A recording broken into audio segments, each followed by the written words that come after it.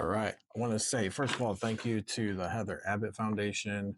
And then also thank you to Brooke at Levitate. I was able to get a grant from the Heather Abbott Foundation, and I chose a Levitate running blade. Because as we know, insurance will only let you pick one foot. So I needed an everyday foot as well. So that's what my insurance is paying for.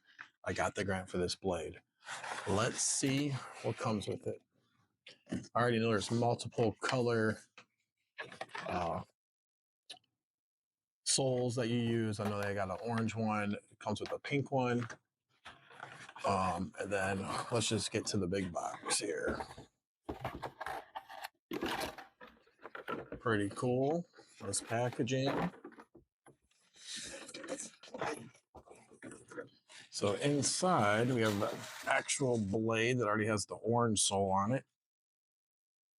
Pretty sweet. And that's all that's in that box. And now we got what is all in here.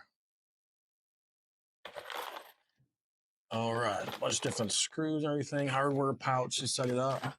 And here looks like all your pylons and everything that you would need or your prosthetist would need to attach it. Probably a few different functions.